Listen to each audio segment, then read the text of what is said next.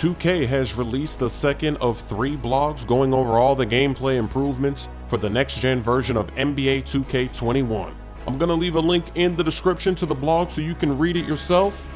This blog is all about movement and contact. They're talking about dribble movement, defense and off-ball movement, foot planting, body ups. There's even some gameplay clips to showcase some of these changes. The big feature they're talking about with player movement is player sliding. Instead of watching players skip steps and slide to get to where they need to be, you're gonna see them making all of the correct adjustments with their feet. They might even make micro adjustments to subtly switch directions or use their body to create contact. This is very important when players are making hard cuts, when they're accelerating and stopping, and even when they're just standing to make simple adjustments.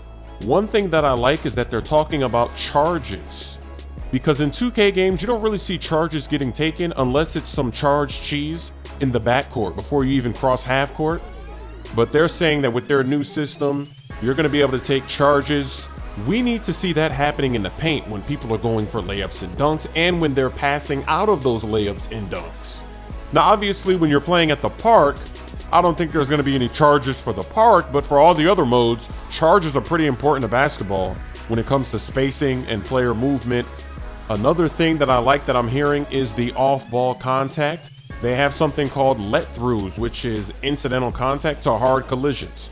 Because in current gen version of 2K, sometimes you can't even run your plays because your player gets stuck. You can't go through the defender, they're holding you, but now they're going to give you some freedom to move off the ball, but they're still going to have some collisions so that there's no just running through defenders either.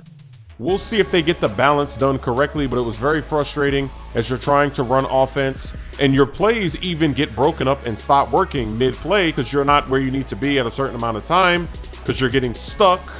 And then also with all of these clips, you're seeing how players are maneuvering around screens. There's been so many suction and vacuum screens over the years. Hopefully those are gone and it's a lot more realistic. You're not going in the wrong direction when you're trying to avoid a screen and it forces you to come back, you get stuck.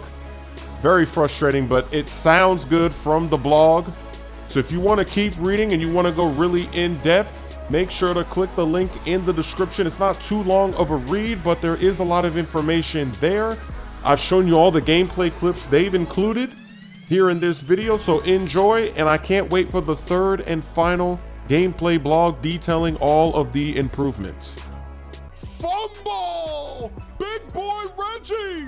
Look at Reggie run! Touchdown!